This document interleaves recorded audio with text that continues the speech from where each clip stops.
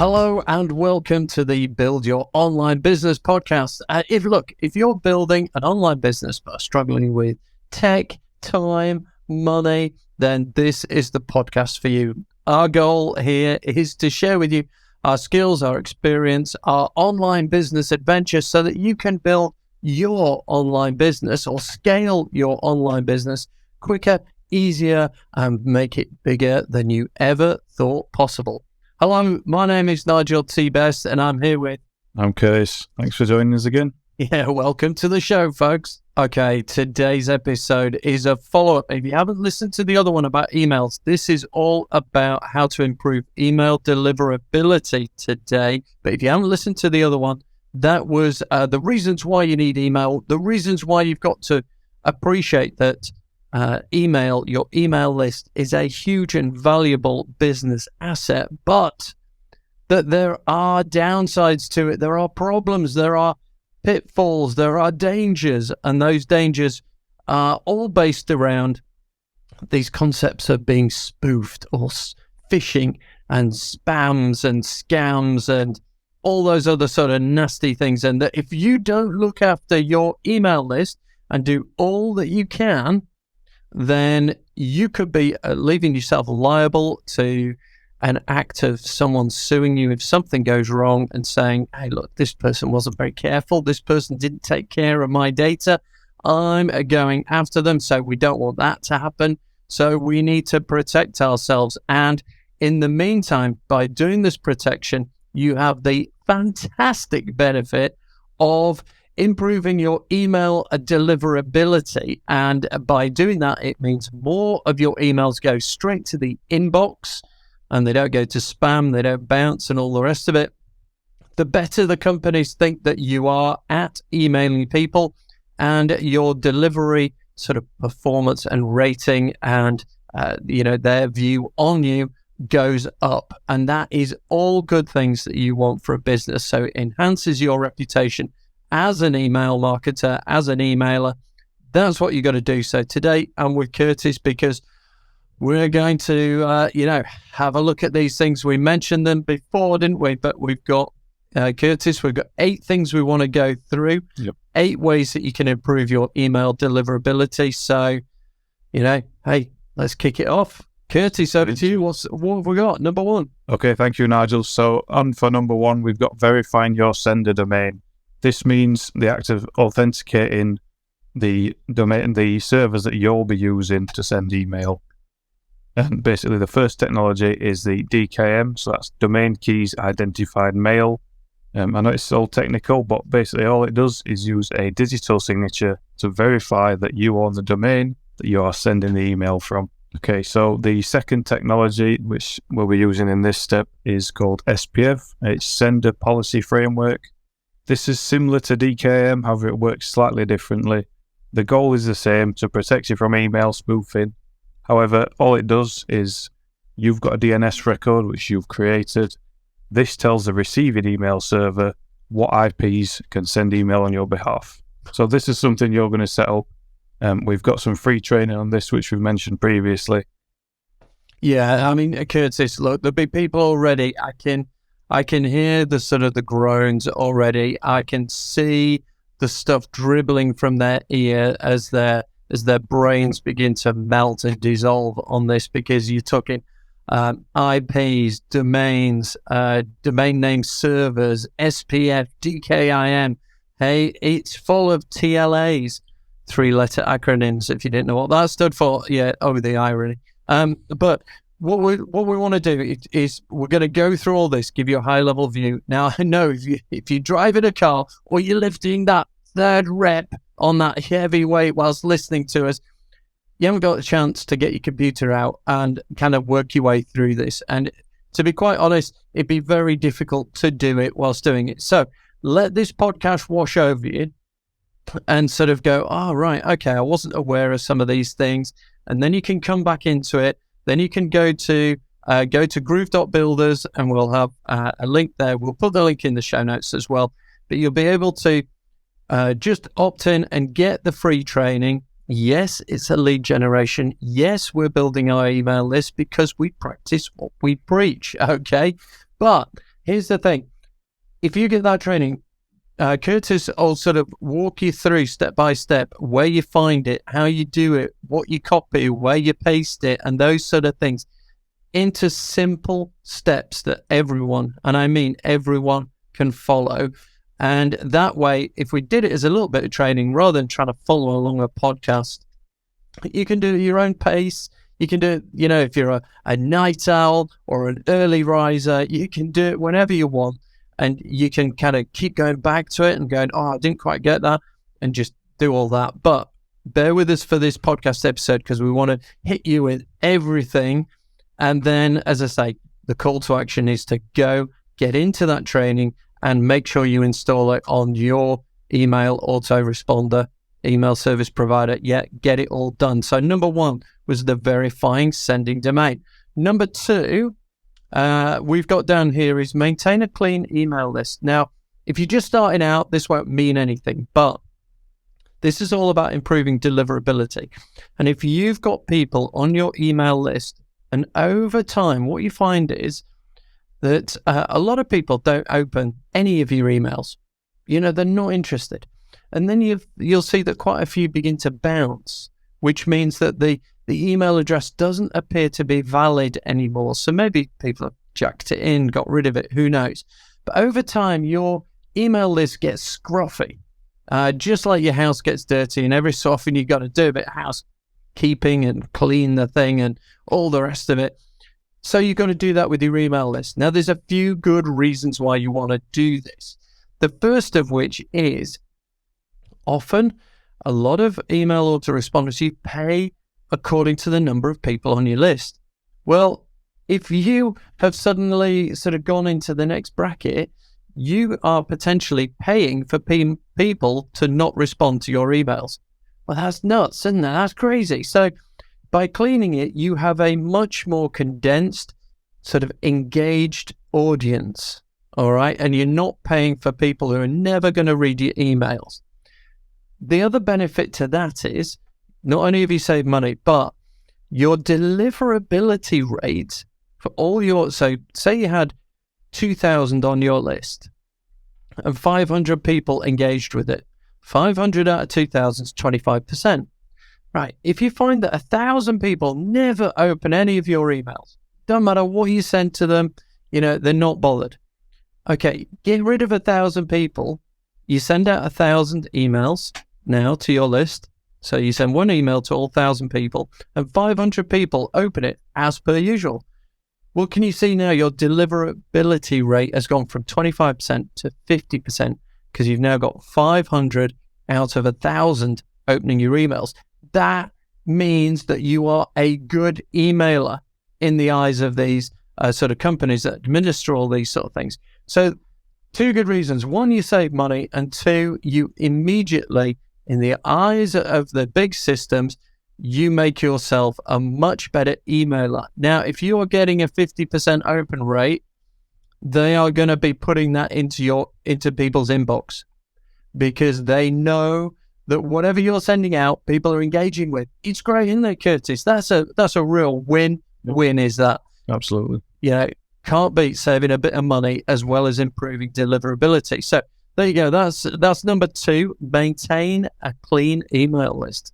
All right, number 3, Curtis, what have we got? Okay, number 3 is sending relevant and personalized content. So the content of your emails is what decides whether someone's actually going to engage with you or not. So it needs to be relevant to that specific subscriber's interests. Now, the way you do this is using tags on your email sender. So depending where someone's come from, if they've come from a call to action on your website, maybe they've come from a quiz you've got linked, that is how you define their interests. You get to know them before you even speak to them. So that is the best way of getting to know people, and then you can engage with them much better. Yeah, I mean, remember that one where I mentioned cats and dogs? Don't send cat people dog things and vice versa. It's a surefire way to, people switch off and they get, another one. And whilst they might not unsubscribe, what they do is they don't bother opening the email. Even if they're a dog lover and you're sending dog stuff, they think it's still about cats. So just make sure it's relevant and all the rest of it. There you go. Now, all right, we've had a discussion about this before, about the use of a double opt-in. Now, what is a double opt-in? Okay, you know when you put your details into a little opt-in box, you put your first name and your email, something like that, and you click on it, and you're expecting the free gift, the lead magnet, the whatever, the checklist, the PDF, the ebook or something to appear in your email. Instead, what you get in your email is one saying, please verify your email. And, you know, I've wrestled with this in the past. There's lots of reasons why people would want to do this. Some of which is GDPR and other data protection, which is, has someone explicitly given you their details for a valid reason? Now, I would argue that if someone's bothered to type in their name and their email, they've pretty much, in exchange for getting this, they've pretty much, in my book, been explicit about what they want to do. You can argue it, and I don't think it's really been through the courts yet, case law and all that malarkey. But the thing is, sometimes people aren't looking, and if that first confirmation email goes to spam, people don't see it immediately. They don't know they've got to confirm their email address. It can disappear. They forget about you, and they never actually fully opt in. So if you only had a single opt-in, as soon as they give you the details, their name appears on your email list with their email, and you send them the stuff. That's pretty frictionless, isn't it? There's not a lot to that, but a lot of people have been telling me, and Al Milado here alongside me, Curtis, he'll give his opinion about double opt-ins in a minute, but some of the things that are cropping up. Okay, so there's a few things. I don't know. I'll think how many there are in a second. But the first thing is, bots. They can get in and they can throw dummy emails, dummy names, or whatever, and scrape all your stuff or get into your systems and all the rest of it. They're not real subscribers, are they? They're not real people on your email list, and they're certainly not going to buy your products or services. So maybe by having this two-step, this double opt-in process, whereby the first email has a button saying, please confirm this is the correct one, maybe that gets rid of a whole load of these bots and fake accounts and all the rest of it. So that could be a good benefit.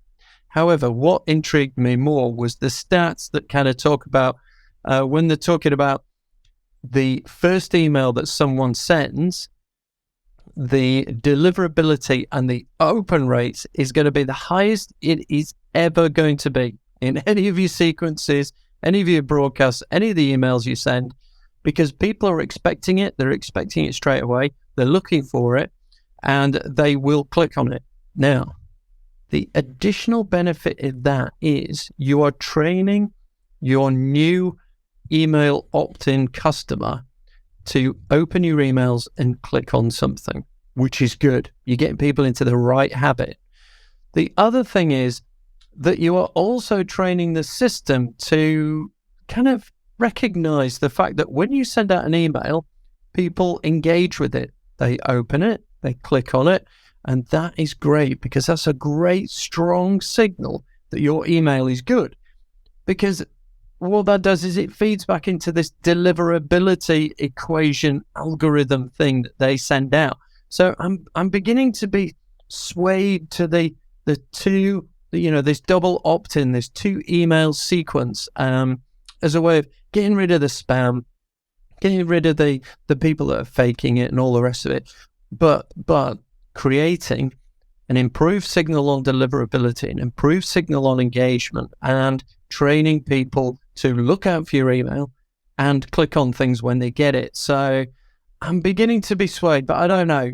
I'm a little bit on the fence at the moment. Curtis, where are you in terms of the fence? Is it sticking splinters up your jacksie, or have you made up your mind as to which side you should jump on? Yeah, I think I'm completely on the other side. I would always use a double opt-in personally. As Nigel says, it's very good for avoiding, bots and spam emails, things like that getting added to your list. But I think with a double opt-in, you're going to have a much more engaged list. So, for example, someone who goes through the double opt-in and clicks your link they're going to be a far more engaged subscriber than someone who puts the name in and their email into a field. They may forget about it an hour later or a day later. So I think double opt-in it builds a better list, and it is obviously better for GDPR and safety of your email list as well. All right, you heard it here first, folks. I think I might edit that out, given that I can't actually say it. All right, so that's number 4. Use a double opt-in process. So there you go. Lots of reasons to use that. Okay, number 5, Curtis. What have we got? Number 5. Number 5, we've got monitoring your sending reputation. So this is sort of the reputation that email service providers give you based on your deliverability. So if you're getting lots of emails that go into spam, possibly based on the content or the authentication on them, or if you're getting lots of hard bounces, that is going to drop your sender reputation right down. That means, obviously, as that drops, you'll get less emails going to inboxes, and it's just sort of a negative cycle. Yeah. But there are tools to do this online, some of which we can link in the show notes and description. But you do need to keep an eye on it, and obviously, if you notice it going down, you clearly need to make some changes.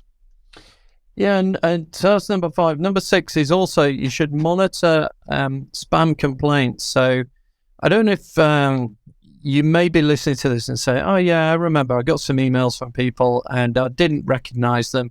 And when I clicked on it to get rid of it, it gave you the option to say whether you thought it was spam. One of the reasons you wanted to get rid of it was because you said you thought it was spam. And this all gets fed back to I'll call them the authorities or the systems that kind of monitor you. Okay.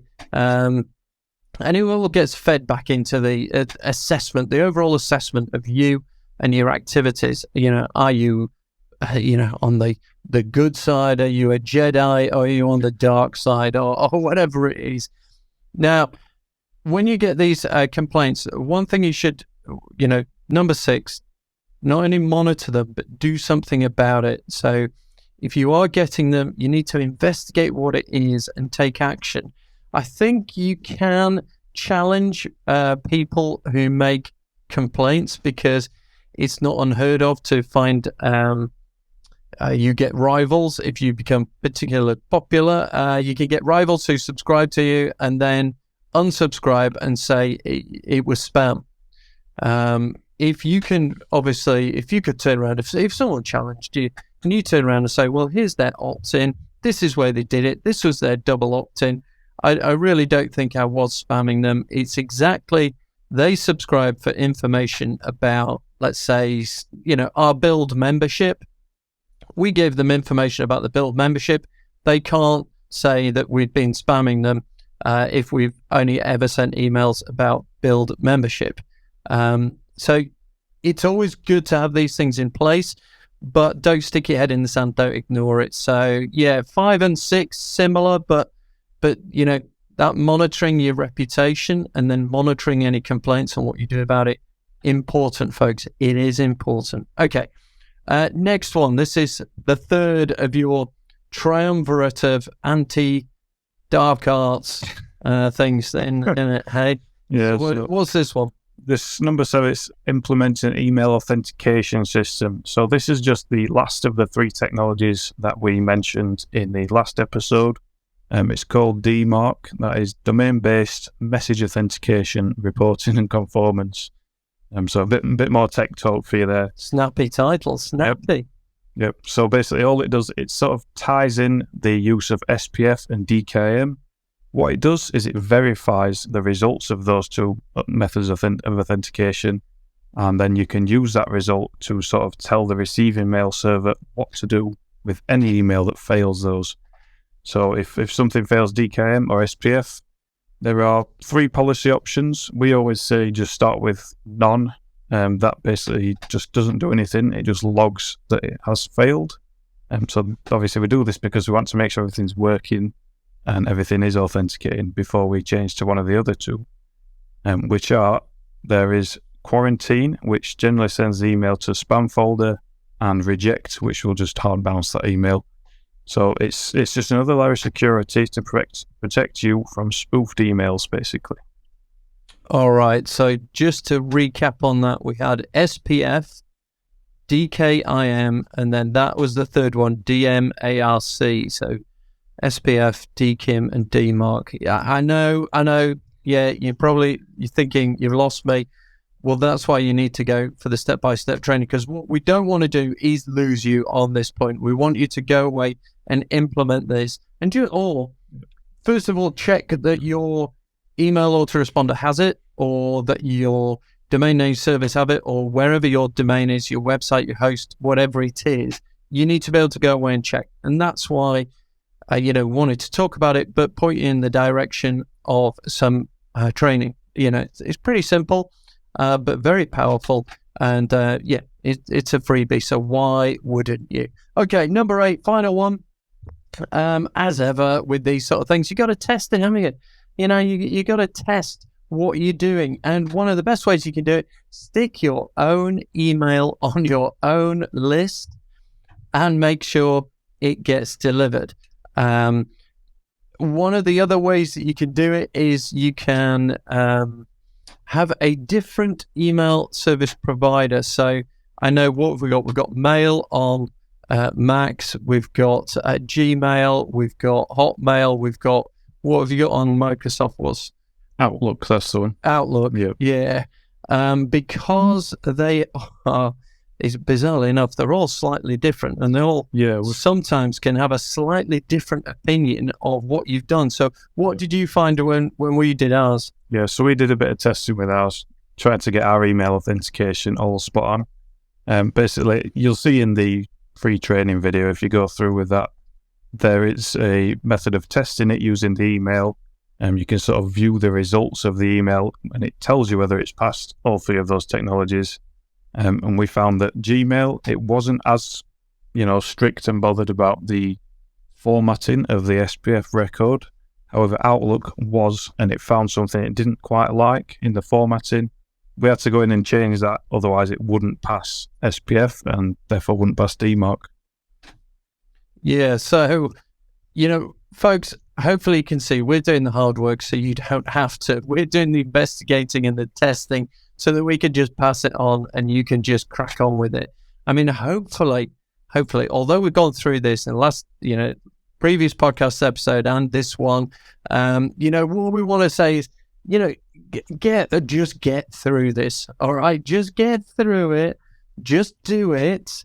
And then you don't need to think about it, really. You just need to do a bit of monitoring in terms of your performance and how things are going in your stats. Yep. But to some extent, when you start doing that, you get quite excited about your open rates or whatever, and you start getting into the, I used a picture on that, or I used an emoji in the headline, or I did this, or it was I felt that was a good headline. My open rates were 35% on that. They were only 22% on that.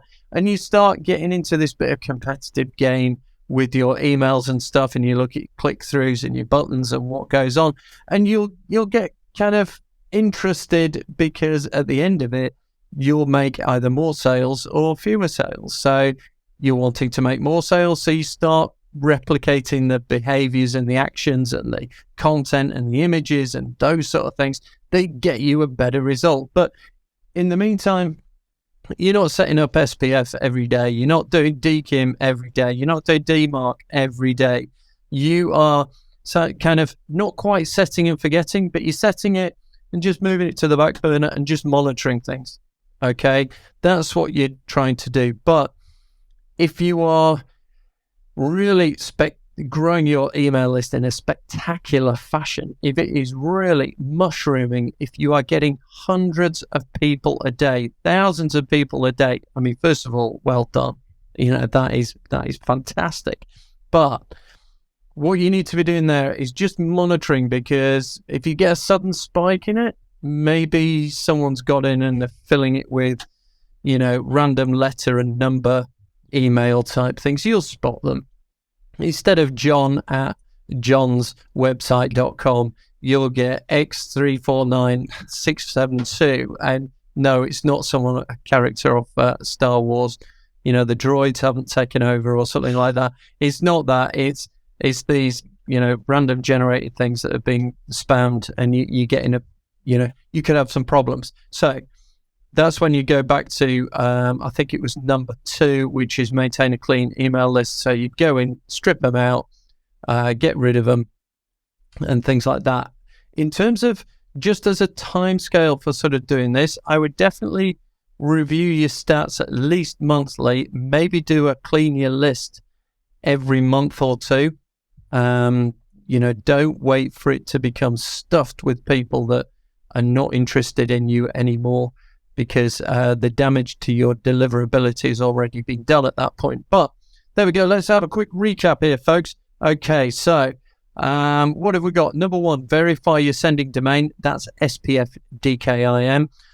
Second, number 2 is maintain a clean email list. Number 3, as Curtis said, make sure it's relevant, personalized content. Don't send those dog offers to cat lovers. You know what I mean. The next one, Curtis, double opt-in. Yeah, use a double opt-in. In my opinion, definitely. There you go. Double opt-in. Use a double opt-in for people when they're opting in. Next couple, 5 and 6, monitor your sending reputation and monitor the bounce rate and the spam complaints and do something about it. If you're not sure what to do, get in touch with us. Start at groove.builders. Drop us an email with the headline of, I'm getting complaints, spam complaints, sort of thing, and we'll see what we can do to help you out on that. Next one, number 7, implement email authentication system. And that is, Curtis? That's the D mark. So once you've got the SPF and the DKM set up, you need that final technology that just sort of additionally verifies, against spoofing. There you go. That's Curtis, our defense against the dark arts teacher. And then finally, number 8 is test your emails. Send them to yourself. See what apart from anything, when you send them to yourself, click on the button. Why? Well, first of all, if you send them to yourself, for goodness sake, open it. Secondly, click on it. Why? Because it improves your stats in terms of deliverability and engagement and all the rest of it. So you can't game the system with only one, email, but don't send it to yourself and don't open it, because then it looks like, why should the company deliver it anymore? Because you never engage with it. So if you do send it and test it to yourself, mate, I'm sure you open it and click on it. Yeah. All right, folks, there you go. There's a lot in there. Go to the show notes, have a look, click on things in terms of getting it. There'll be a link to the little bit of training that you can get on that, which hopefully you will enjoy, hopefully will help, and hopefully you will be able to massively improve your email deliverability. All right. On that note, don't forget to give us a review. Love us, send us any feedback, anything like that. Comment if you're watching on YouTube. Comment below. Send us any questions that you want to know. If you've got any issue that you want us to investigate or do a podcast episode on, again, just drop us a line, start at groove.builders, and we will do that. But until next time, I'm Nigel T. Best. I'm Curtis. Thanks for joining us again. All right, we'll see you soon, folks. Bye for now. Bye.